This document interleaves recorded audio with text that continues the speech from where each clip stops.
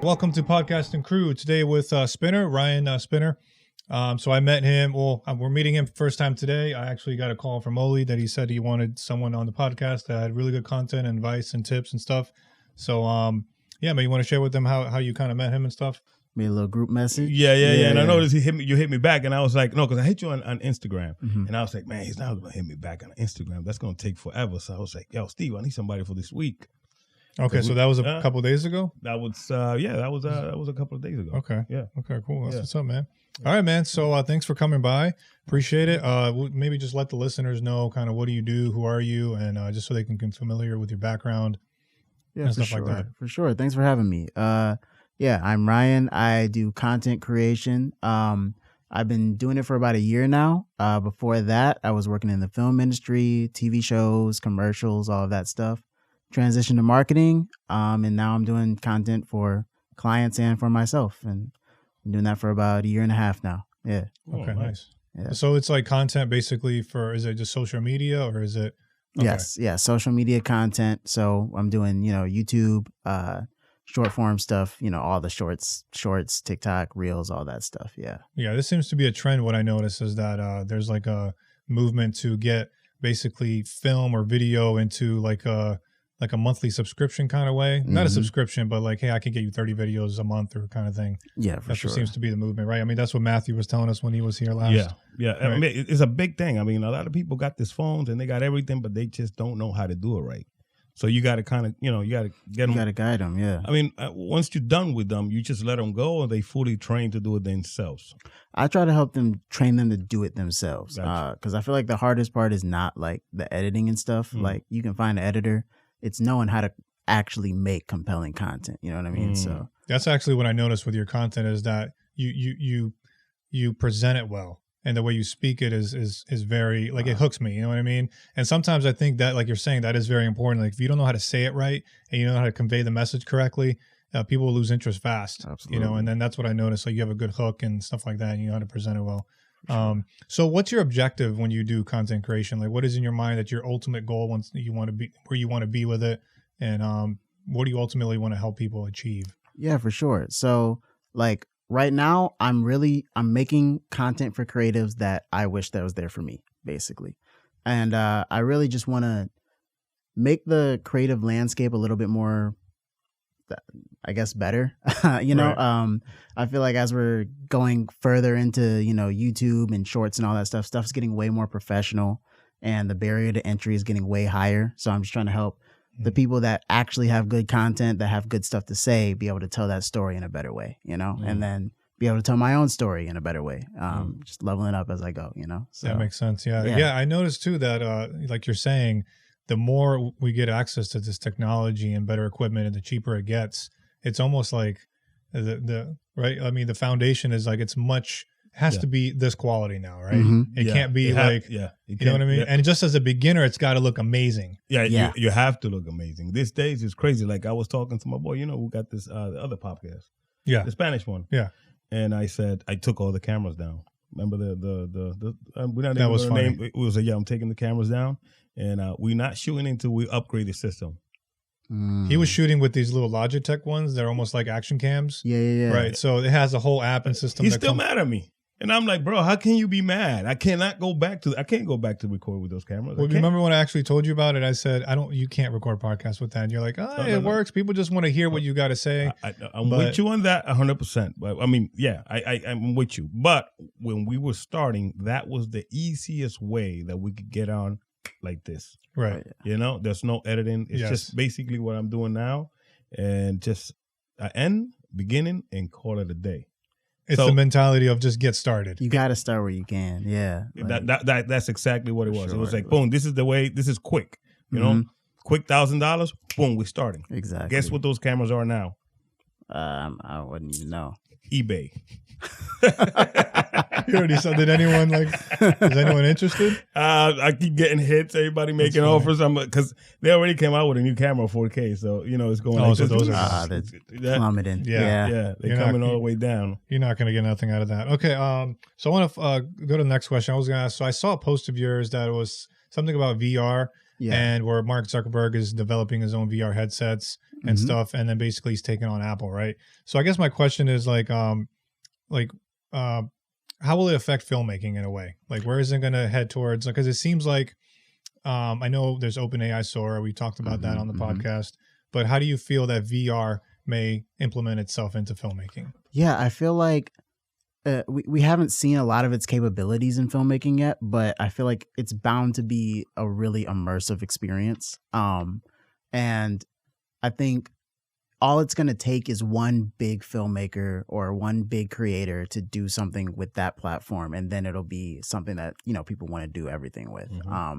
But I think it'll impact things like, I think I could very easily see some person, you know, if Christopher Nolan did like a short film on there and it's a whole VR thing, everybody's going to want to watch it. And then you're going to see everybody want to make a TV show for VR and stuff. So I could definitely see that happening. I'm curious to see how they do it, what they do with the platform. You know, how do you create something where you're not able to see the entire screen the whole time, where you're like choosing what to look at? That's something interesting to me.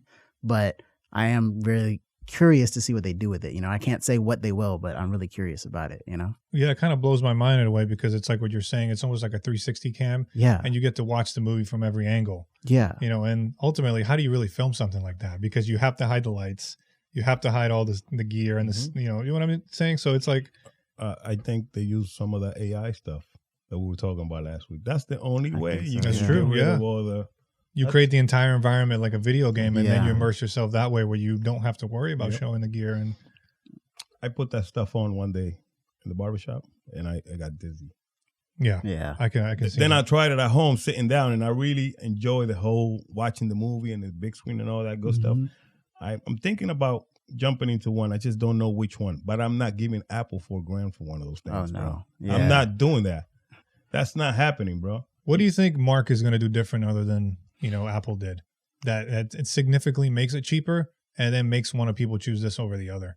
Yeah, I feel like, I mean, the cheaper price is already like automatically, not everyone's going to get their hands on the Apple one, but you know, a lot of people are like, I want to try it. I'll buy it for $500. I'm not paying $4,000, but $500, yeah. So I think that's a really good thing for him. And then I don't know how he's going to differentiate, but his seems a lot more geared towards like the gaming audience and stuff like that. I guess I would say more the nerds, the geeks, you know. Apple's for the productivity people. A little more pro. It is. It's a little more pro. Yeah, but not $4,000 pro.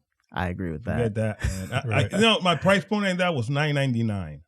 Yeah, I would have probably pay that for that, but not that money. Yeah. I was going to ask you, so I had this thought where I was thinking about, let's say, VR and like characters and AI and things like that, like future filmmaking, right? Yeah. So I had this thought thinking, what if they start creating characters in these, you know, virtual reality environments, and then those become the new celebrities, right? And it's like, I only want to see this guy. I don't want to see anybody real anymore, right? So then we start falling apart. We don't follow George Clooney or Denzel Washington. Right now we have created characters that we fall in love with that are actually not real. Yeah. You know, you think that might happen? I think so. I mean, we've already, I don't know if you've heard, like there's a few influencers that are AI influencers that people are following. Yeah. And that's already starting to happen. You got to send me one of I got to see that. Yeah. I got to see that because I got to stay away from that. We all got to stay away from that, bro. Yeah, it's almost like you get invested into a video game character. So think of the movies; it'll be very similar to that. Wow, it is. I mean, if they don't do that, they might actually clone the actual actors' faces. But if they don't agree with that, they're gonna be left behind because they're gonna choose who they want to create from scratch. For sure, like it's a scary thing, but I have a little bit of faith that, like, I don't think people are going to fully gravitate toward it. I think it'll be like a little bit of a fad, and then they'll be like, I like people, though. I want to see a person. I want to see people. Like, you know, I don't mind if you give me a Tupac concert like that. Yeah. I'm cool with that. Yeah. I'm going to go see Biggie that way. I'm cool with that, too. But don't create a character. They already did that years ago. I remember they did a hologram. No, they did that. I know they did that. I'm just giving you an example of the stuff that I will probably be into. Anything else that doesn't exist. Yeah. I don't want anything to. Why? Yeah. You know, then what's going to happen to us? No, for sure. Yeah. So I was going to ask you, this next question was regarding VR still.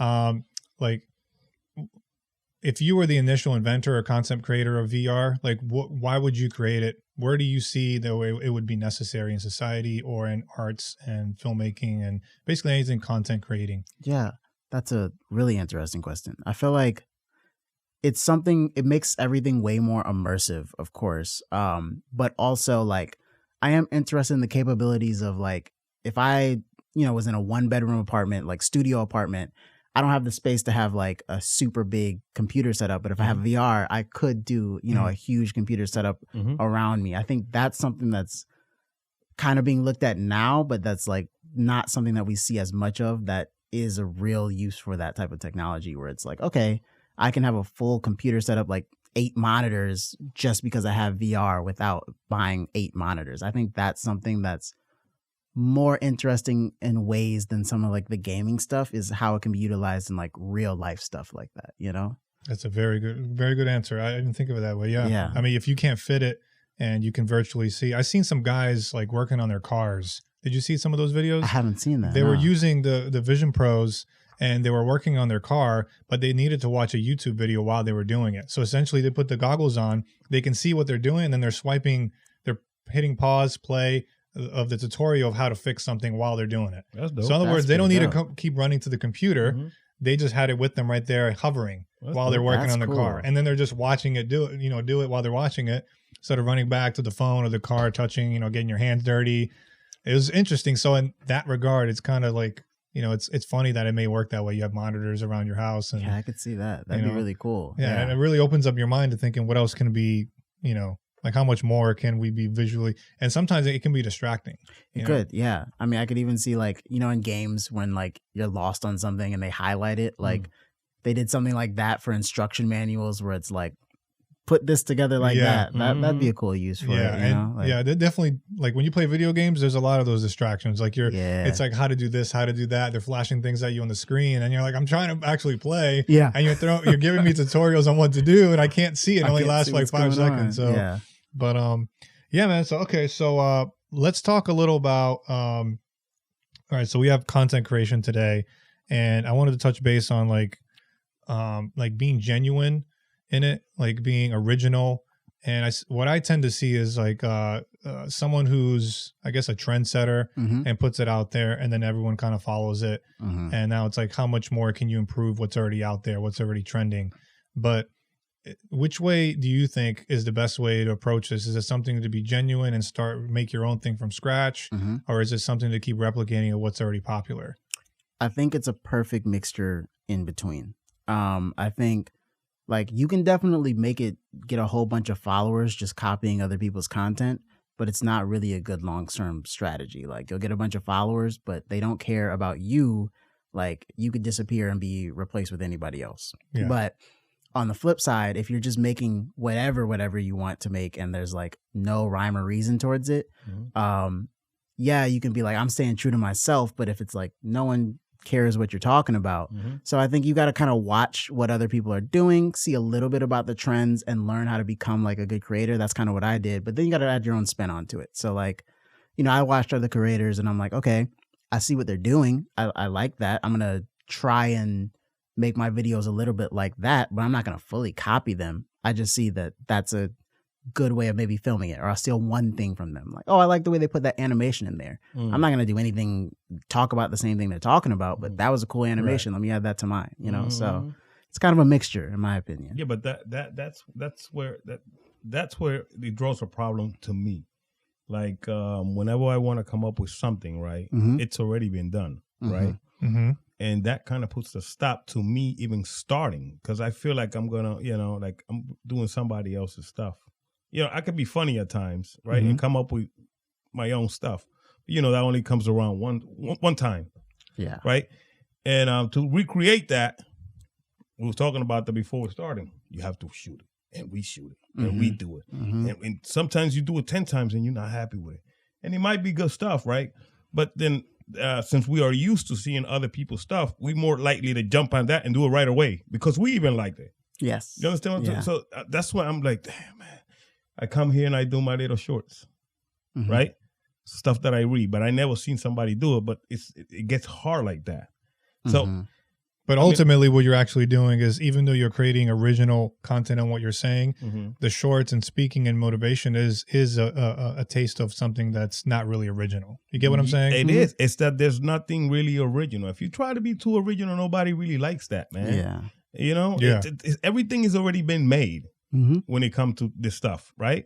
So you just got to kind of do the same thing with a little bit of your twist, like he says. I mean, what you do, it's been done, but the way you do it, it catches attention. I was in there like, oh, I like this. Oh, I like that. And I, when you got there, I told you that, you was talking about, one of them, you was talking about being, how hard it is to be, about what we're talking about right now. And I was like, oh, this is good. Boom. I have to keep working on my stuff. That, that's what I got from that. Yeah. Which it was pretty good, Appreciate that. I appreciate that. Yeah. Awesome, man. So I see that you added here, you were telling me that you worked on stunt shadowing for Tyler Perry's. You want to talk about that a little bit, like how the experience and... Yeah. So I shadowed this director, amazing guy, still keep in contact with him. His name's Samad Davis. And he really took me under his wing, showed me the ropes of how the filmmaking process goes when you're working on a big production like that. It was a TV show. And it was a great experience, seeing how all that works. And then it gave me a respect for Tyler Perry as well, and his operation, the way that he runs his things, because learning just how quickly he makes films, it's kind of insane. I'm not I like some of his films. He's not my favorite director, but learning his work process, I was like, oh wow, he's pushing out 8 films a year. That's kind of insane, and they're kind of showing how he does it. He just presets up everything. And I kind of stole some of those ideas from my own, I'm doing it on a way smaller scale, but the way that he just has everything kind of preset up. I was like, okay, so let me just have a station where I can preset, do my lighting, or the way he writes stuff is ready to be shot immediately. It's kind of wild how he does that stuff. So that was the biggest takeaway I had from that, and learned some really good life lessons. Yeah. Do you want to share with us kind of some tips that you learned from him that? Oh yeah. One thing that's always stayed with me, when I was asking him a bunch of questions about directing Samad, the director, and I was like, yeah, what is this? What is this? And he just kind of was like, look, I'll just be honest with you. All of that stuff, it's cool. The lens, all that stuff, it's cool. He's like, what it comes down to, directing is just managing egos. And that stays with me for so long. I was like, wow. He was like, you're just talking to a bunch of people, you're managing egos, and you're communicating your vision. That's literally it. He was like, you don't got to be a pro at camera. It helps, but you don't have to be. And I was like, wow. So that was probably the most that I've stuck with forever. Whenever I'm working on a group project, I'm like, okay, it's not about me being the pro here. I don't got to be the best person here. Right. All I got to do is manage my own ego, manage everyone else's ego, and make sure that we're all working together towards the same vision. That's great. Yeah. I can't tell you how many times that's just that problem alone can, cause havoc on film sets when people get too caught up in something that doesn't matter, or, and I've worked on sets where it's, when a script is too open, and people ask for opinions and things like that, it's almost like the moment someone sees an opening to that, they start adding in their own opinions, and maybe slows the production down, right? I mean, you remember we talked about, and that's no, do this, right? Because I remember Who's that over there, right? Exactly. When we're writing a short film or a film here on the table, we try to keep it a small group, right? And I've also tried to do something where it's 5 to 10 people, a little bit more. And it's so difficult because there's so many minds are kind of coming into it. You can't get everyone to agree on the same thing, and you just have to stick with trusting a couple of guys to do it. So then you can get it, you can get it on the right path without having to have any stumbles across the way. The way I work with that, I stay quiet, I try to stay, I give in, and you got to shut up for a while because, too many ideas, you don't get nowhere sometimes. Oh yeah. Remember that night we was here till 6 a.m? You talking when we did Mr. Beast? Yeah, we was here till 6 a.m, and I said, okay, this boom. Then I had to. That's it. Yeah. And then because we kept changing it. Well, we had such a short time frame. We had something to do for a week. We had to do a short 5 days. 5 days. 5 days. Yeah. And it was like, hey, you either take tomorrow, you either rest tomorrow, you lose a day, or you start right now, you stay up till 6 a.m. And So, I mean, I don't know if you worked on sets like that where Oh it's, yeah. I always wonder, like, do professional sets, I've been on professional sets, but it's always some sort of thing that gets in the way from it being like on time and exact, I Mhm. mean, have you been on any sets where everything seems to be on point and there's never any issues? Like the Tyler Perry set was probably the closest to that. Obviously there's nothing perfect. There's always some type of issues, but the way that they work is like very precise. And he's very precise about things. Like he's the type of person where like when he has actors, he like has this thing where he's like, when you come out, you already know your lines. Like we're not gonna go through this whole work through it or whatever. You come out, you shoot it, we're done. We move on to the next set. And by the time he moves on to the next set, they're not setting up the next set. It's set up. So he sets up each set individually, and then he's like, boom, we shot it. Okay, you're done. Now we go to this. So he'd rather take up like, 4 months of just setting up sets. And just then to get everything in one thing. And then, So like, he'll have actors where like they'll be in 80% of the movie and they got 3 days. How flexible is he on set? Like what we were saying, people coming up with ideas when something's just not working out, right? Yeah. How flexible, you seen anything like that in him? Not in him personally. Like at this point he's kind of over everybody else. But like he seems pretty flexible on the actors like takes on things. Like if you want to go for another take. Let's just say I'm acting and he gives me a word that I can't really pronounce. Yeah. And I'd rather say this way because it's just not coming out right, stuff like that. It seems like that's like on the set I was on, that wasn't like too much of a problem. Like they can, if it's like, this isn't really, can I say it this way? They're like, okay, sure. But he's very precise about like the story itself and getting it done in the way that he wants it done. Like, directors. So he has a studio in Atlanta or something like that, right? Yes. So is it massive? I mean, how many? I've read a little bit about it, but it's like a couple acres or something. Yeah, it's huge. I mean, there's a neighborhood in there. Wow. So it's like a little mini city. Yeah, it's like a mini city. Wow. Yeah. Wow. That's crazy. I don't know if I ever heard anyone that has something like that. It's almost like mini Hollywood. They used to. Have you ever seen Twilight Zone? Yeah. Right. Yeah. So like a lot of the sets that they use there are just like, they're pre-made sets. Yeah. That they use. Who was it last week we were talking about the cancel that big project of building a studio because that's of AI? him, Tyler Perry. He was the one that stopped this. Yeah. He stopped I don't the know if whole you heard situation. About that. Yeah, we were talking about. Yeah, that's what we were talking about. I forgot that we were talking about him that day. It was an $800 million studio. $800 million canceled because of AI. Well, I wouldn't say canceled. He said he put it on hold until he see what OpenAI Sora can do. But at that point, it's he doesn't want to say I'm gonna go with it, but he doesn't want to say I'm gonna completely cancel it because. Okay, but he did spoke about what is it, Sora? Right? Yeah. That's what it was. Yeah, that stuff is dangerous, bro. I keep saying that, bro. That stuff is real dangerous. Yeah. It's coming. It's coming. I mean, I don't know. What do you think about? Man, like I see some good things in it. Like for instance, animated films, like those will be way quicker for a lot of people, but a lot of people are going to lose a lot of jobs, I think. And that's what I said. Yeah, that's going to suck, I think. That's the part I'm not excited for. And I'm also not excited for people trying to create entire like films just with AI, like no creativity whatsoever, just like make the film for me. Right. But like if you're using it as a tool to speed up your process, I don't think that's a terrible thing to do. Like I think that's I can see that. Yeah, that's what I said. I think it's a great supplement, but I don't think it's a great.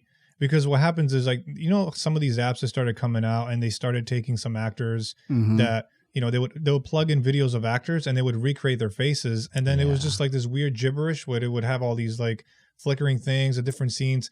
And, people, okay, I get it. Art is it's subjective. Yes. So to me, I was like, okay, well, this is not really creating something from point A to point B that has a story and is consistent. Yeah. So that's kind of the same way I feel that this might be like someone generates something and then the very next scene doesn't look anything like the one before because it can't really put them together. Yeah.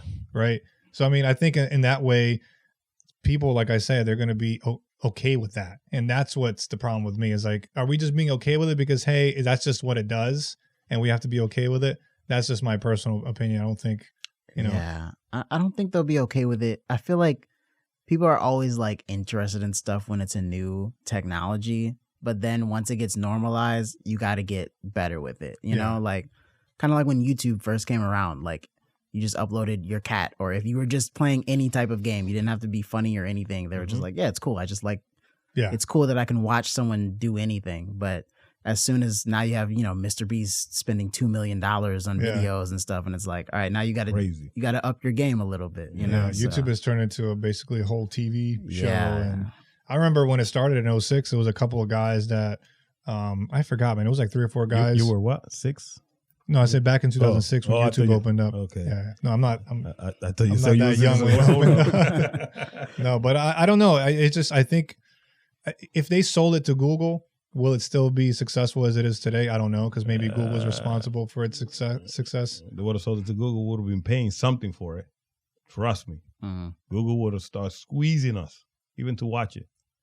Probably, I think. Yeah. Yeah, I think so. Google? Shit, they want money. I know, but what I'm saying is, would they have still followed the same path as Google doing it with it now? It would have been advertisements, would have been... At the end of the day, it's a business. The way Google did it, YouTube did it, it's, you know, Google's going to do it different. The only thing I think Google would have tried to squeeze more money out of even the people that are, you know? Yeah. That's what I think. Yeah. Not that I don't have anything against Google, but... Yeah, I don't know about their algorithm, because to me, it's almost like it's gotten to a point where now it seems like you have to pay to be viewed. Yeah. And they almost like shadow ban everyone. Yeah. They're making you feel like, hey, no one's seeing my stuff. I have to pay for advertisements. Oh, yeah. Yeah. You feel the same way? No, you don't have to feel the same way. You'll see. That's exactly what happened. You notice how we put a short and he goes crazy in the first half an hour and then it just dies out? Yeah. That's a wall. Boom. Wait, we got to stop this. They give you a little what are they taste. doing? Yeah. Hold up. What they doing? Oh, stop.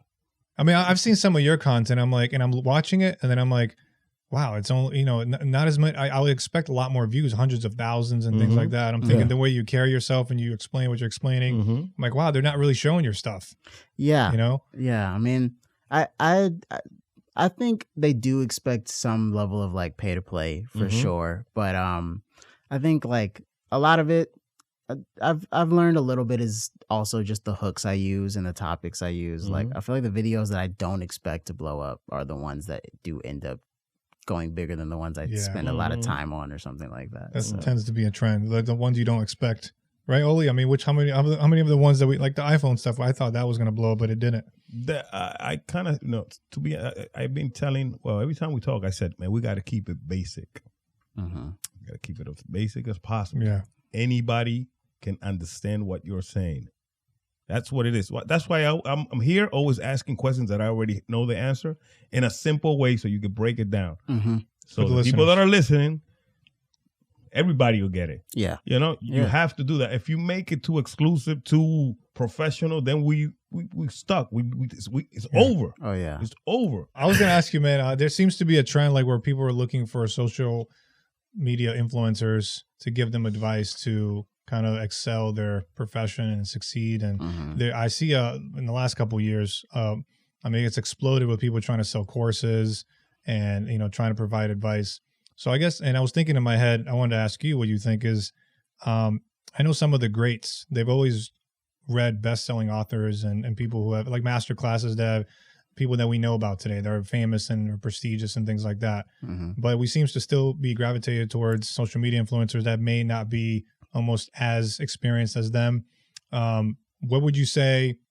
Well, what should be things that people should look out for when they're choosing to follow social media influencers to succeed or excel in their careers? Yeah, for one, like always double check your information. Like when you hear something, even if you hear it from me, when you hear it from anybody, like go check that out if that's really true. You know what I mean? Or you know, verify it somehow, you know, and a lot of like the content I make, especially, and what other people make, I know like it's meant to be an introduction. It's not meant to be like a full education. You know what I mean? So like I'm telling you, if I'm talking about some, I don't know, some principle of life that I've learned from a book, like you should go read the book too. Like, you know, don't just stop at what I'm saying. Cause I'm just giving you an introduction. I'm like page 1, you know, I've got 60 seconds to tell you the introduction, but I think a lot of people kind of listen to it or they're here like this video and then they're like, oh, that's it. Yeah, I read the book. That's all I needed. And it's like, no, you gotta go read the book, or even if it's not the book, go watch the documentary or, Right. something like that. It's not just the short form dopamine hits that are everything. Yes, So that's the exact word. It's the dopamine hits. that Yeah. People, But I have one question for both of you guys. What you guys consider a influencer? Because nowadays, anybody that goes viral by throwing some shit, that's what it is, right? Mhm. that's why I went and asked them, because that's kind of how I feel. And I'm gonna be honest with you. When I started out, I almost got hooked into these, social media influencers are selling courses. Yeah. Right? And then I see them everywhere running ads, and then they're purchasing things on Fiverr where they like try to solidify what they're doing by fake reviews, and fake stuff. reviews, Yeah. and people like saying, oh, this guy does the best. He helped me reach 100K a month, whatever. Mhm. And I'm like, this is like, it's really bad. I don't think it's honest work, and it's so saturated that it's actually putting out the people that are legit. It is, And it's like, and is anyone legit now? Because everyone's trying to make money. Because ultimately, someone down the road was pushing this agenda that everyone's like, well, I can do it too. And even with no experience, people are more focused on, hey, I can make a lot of money versus am I genuinely helping someone for with sure. what I'm doing?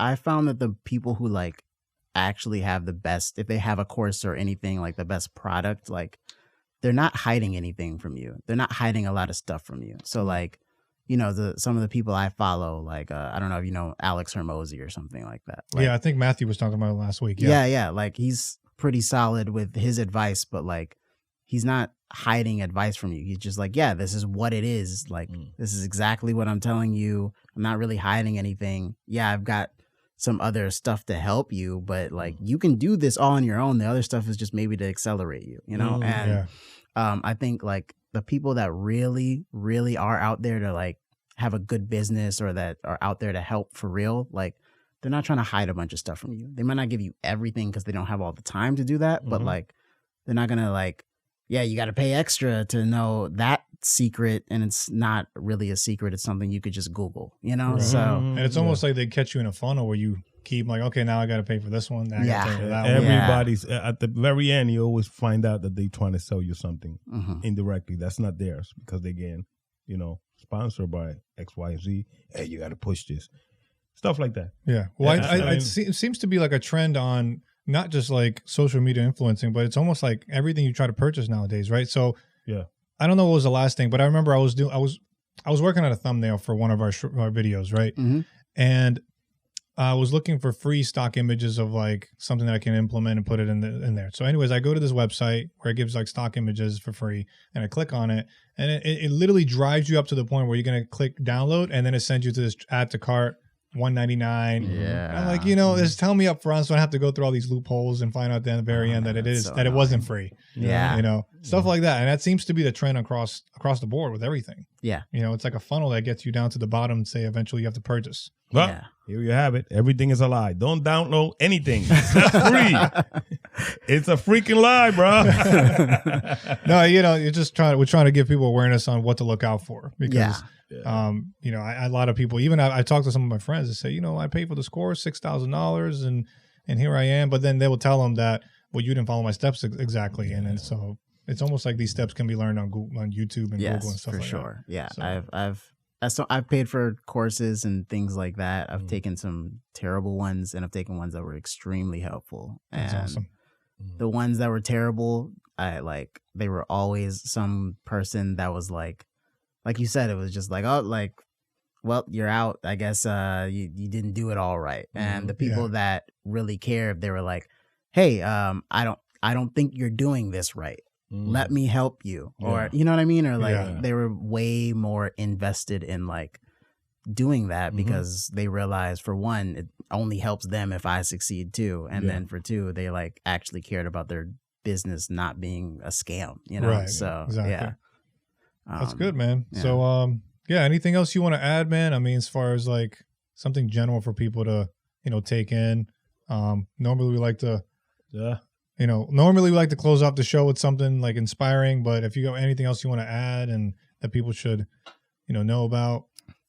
For sure. I mean, when it comes to this content game, we were just saying that like you're probably not going to pop off on the first one or the second one or probably not the third one unless you're really lucky. But like, just keep at it, keep batting at it. Like, what you do when you start, you're probably gonna suck. Like, everybody sucks when they start, and just keep doing it. You'll get better, just 1% better every day, and eventually you'll be a master at it. But, so where can we find your stuff? Where you know, I know you got an Instagram. Yeah, if yeah. You wanna, you know. Yeah, my Instagram is Quantum Kid, KWANTUMKID, Kid, and I have a YouTube which is Ryan Spenner, RYANSPENNER. We'll put the link in there as well. But I mean, real quick and simple. For sure. What exactly is it that you do? Yeah, I create content for creatives and creators to create better projects. That's what's up. Mm-hmm. Thank you for coming out. Thanks for having me. All right. Appreciate you, man.